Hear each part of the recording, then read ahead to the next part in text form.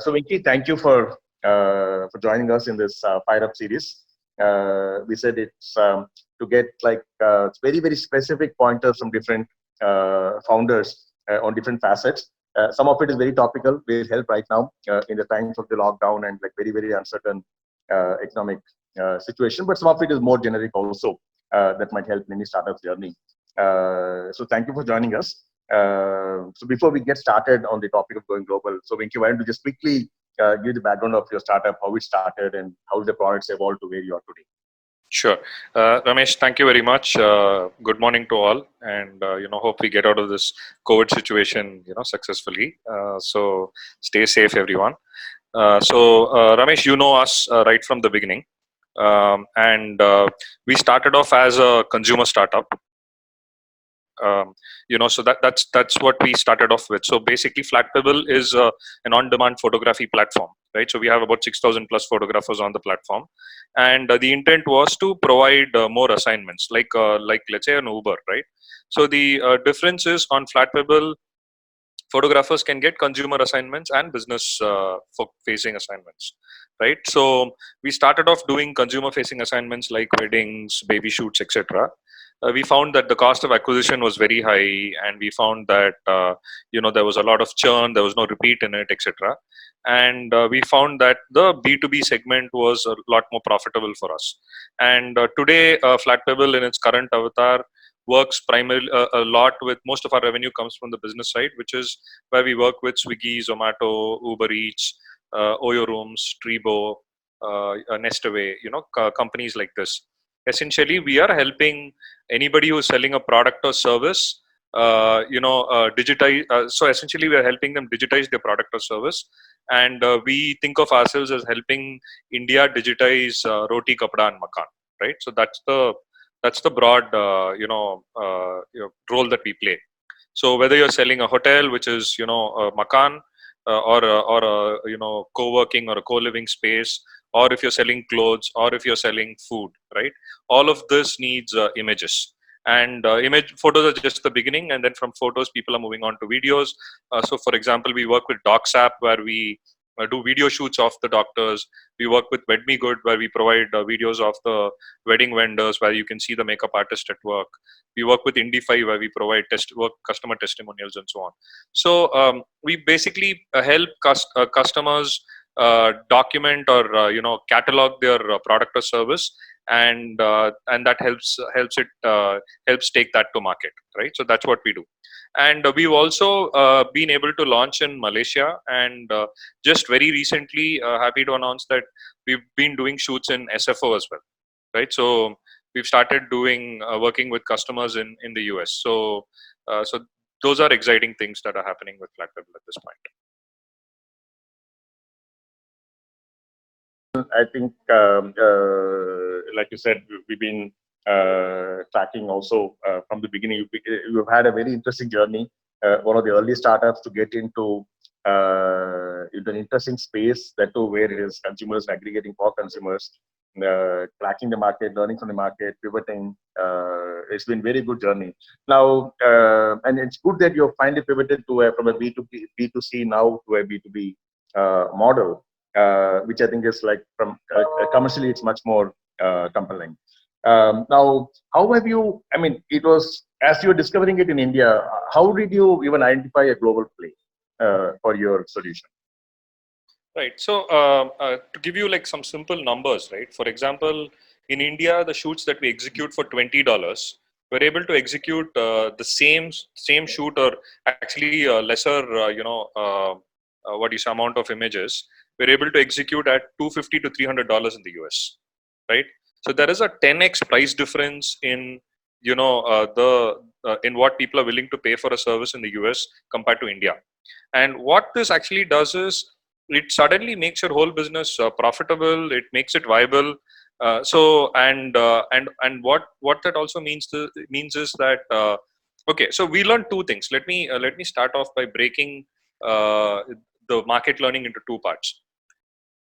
India is a extremely populous country, and most of the businesses or consumers that we work with are not cash rich, right? So that is the state of the Indian market. So we have to be very clear about it.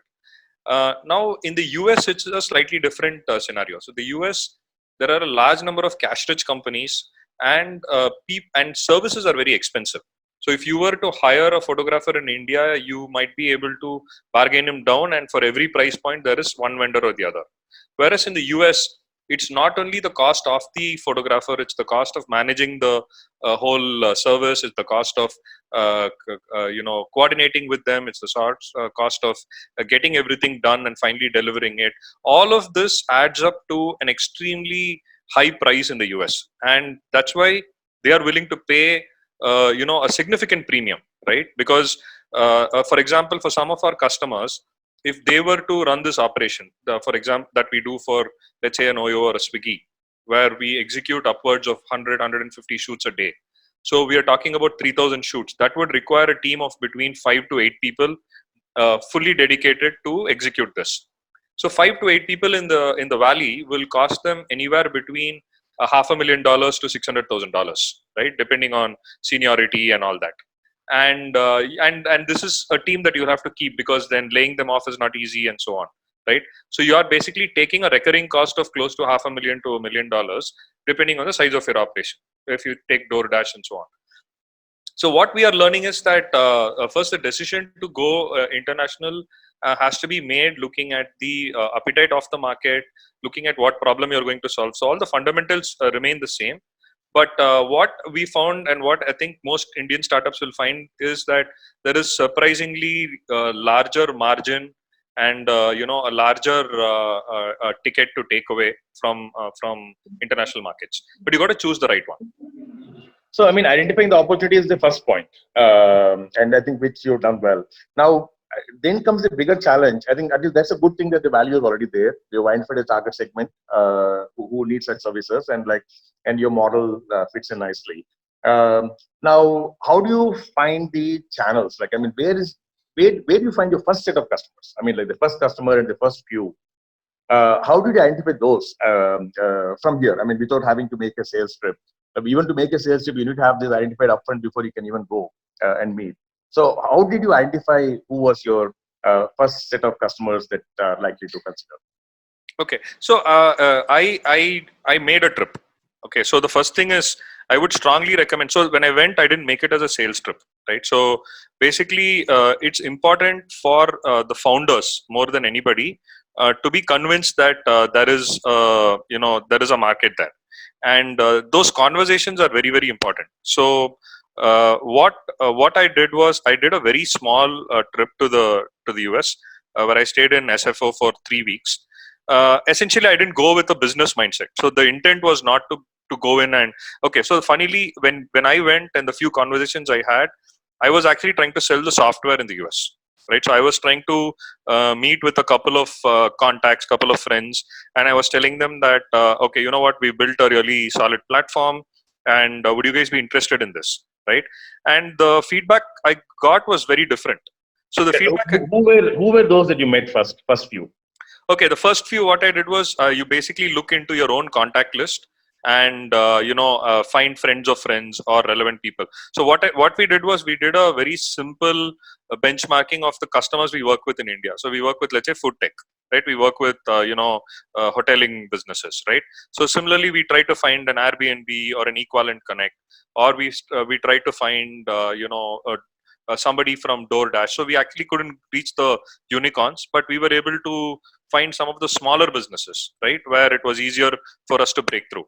And we used our connect. So the first few things is not going to be a sales or a structured approach, but it's going to be a unstructured approach, right? So you're going to look at your LinkedIn, find few people, and then once you get there, you can really push hard for a quick meeting, right? Because people schedules change and all that. So I would say, don't go and get your calendar frozen before you get to the US. Once you get to the US, I think people are a lot more flexible. They're happy to meet you for a cup of coffee at the end of the day. So it doesn't have to be official. In fact, I would strongly recommend meeting in an unofficial environment, because people are a lot more freer and so on, right? So so that's what I did. So the first trip, I went with a very open mind, and I didn't, go because okay, I had a few conversations as well. So with some other companies, so the other mistake that a lot of Indian companies do is we build something for India, and then we say, okay, I'll get early traction, and then I'll go and sell it in the US, right? That 99% does not work. It's very few cases does it work, because Hmm. what happens is that the Indian businesses and the Indian ecosystem is in a particular state, right? And the US companies have passed that state nearly 10 years ago, right? So their problems are 10 years ahead of us. And so when we go in, they will be nice to you, right? And that's the worst part, right? Nobody will tell you it sucks, because that's the good answer. They'll tell you, yeah, it's interesting, let's chat and all that, and you'll not get follow-on meetings, you'll not actually get a pilot, nothing will move, right? And that's going to be a waste of time. So it's very important. Actually, the guys who are brutal with you and say, you know what, this is not interesting, are actually the better people, right? People are wasting your time, leading you on, right? That could mean like you're showing a huge pipeline, and you're probably planning to raise more money and investing dollars, when actually a product is not a good fit, right? Hmm. So I met Hmm. so I went to a place called FalconX. So that was an interesting, similar to CIE. It was a small incubator kind of setup that was helping Indian companies establish in the US. And they provided a free space to sit. And like I said,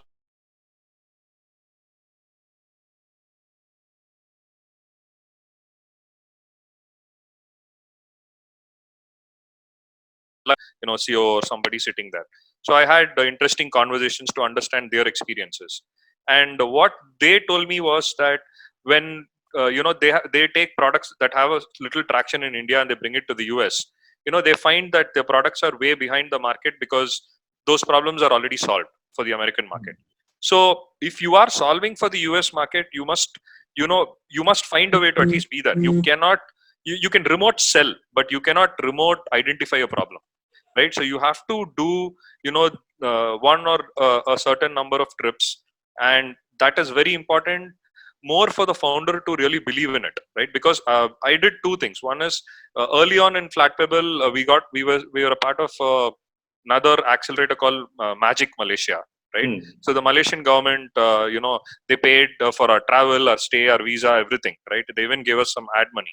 So it didn't cost us anything, so we went, right? I had me and a couple of other senior team members, we went there. But the interesting learning we had was that Malaysia is a 30 million people country, right? Hmm. Which is an extremely small population, which is an extremely small market. So even when we spoke to VCs and told them what we have done, so the question that came to us was, why would you leave India and come to Malaysia, right? So Huh, we huh. don't understand. So it's very important for us to. So I would say for Indian startups, essentially it's US, India, and China, right? Hmm. Those Hmm. are the three markets that we focus on. And I don't understand China, so for me it was not an option. So it was US very was clear more that the likely. US is the market, right? If you So, do US, so you mentioned, sorry to interrupt, Venki, but you sure. mentioned FalconX. Now, there's something we've been kind of, we're talking to FalconX and looking at ways to help. Just that, like, most of our startups are very, very early and not ready for US yet. So we're trying to figure out models where we can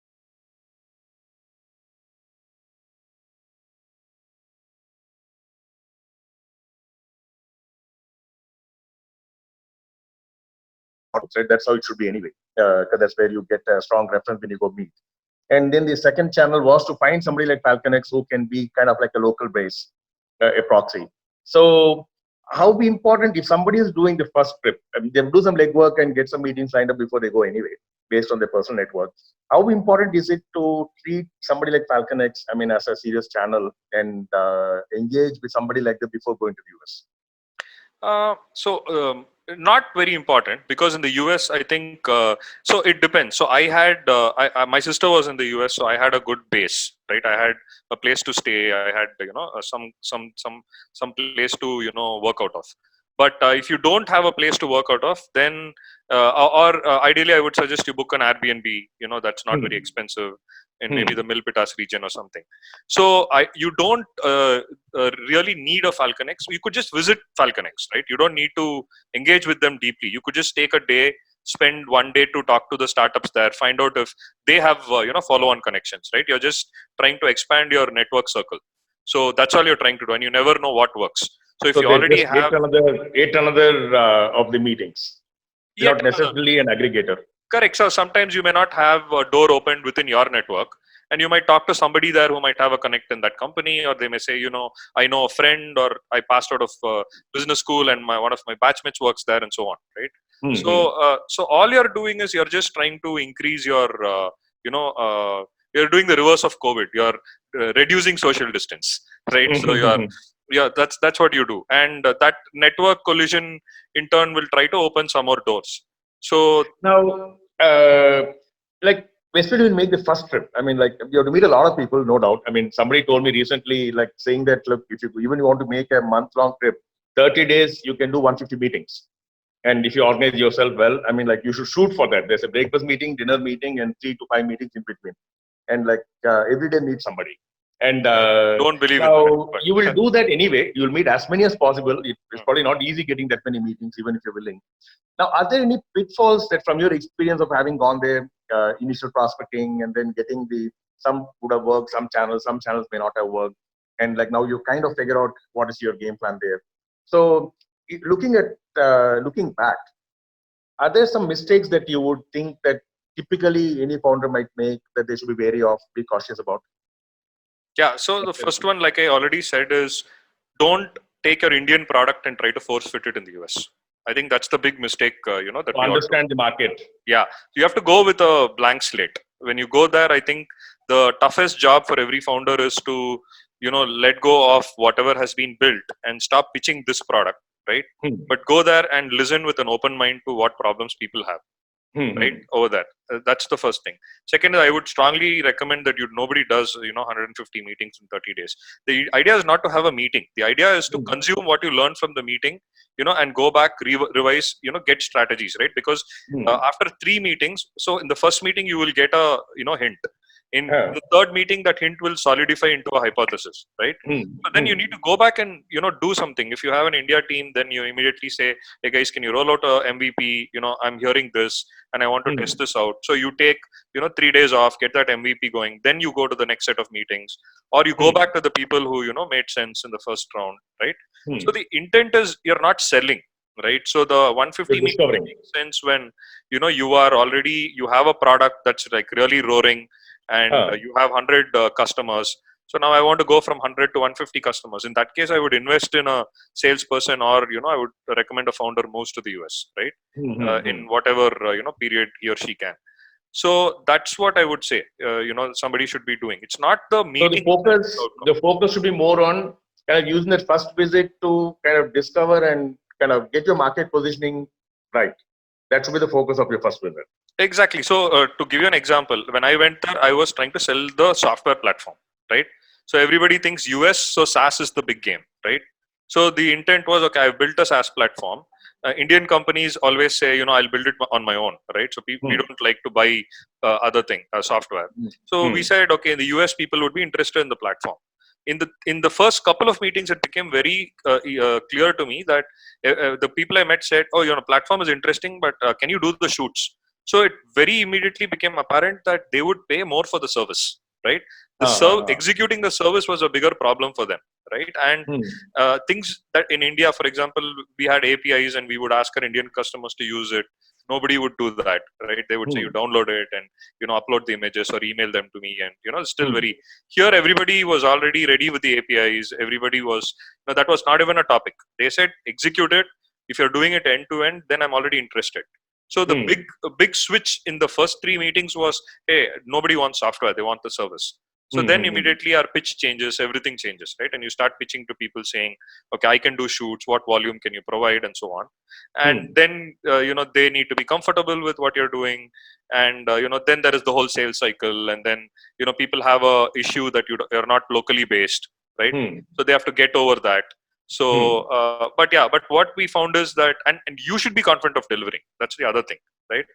So we were able to work through all those cycles, and sadly, when we finished our first assignment set, COVID hit, and so it's back to square one. But yeah, But hopefully it'll all ease up in the next few weeks. Hopefully. So just to conclude, Venki, one growth hack tip that you would give a startup considering an overseas market, especially US, just getting into the US, or just doing the initial steps, getting in. A growth hacking tip, and you kind of covered it, but I'll still ask it anyway. A growth hack tip that you would give such startups that are exploring the US market.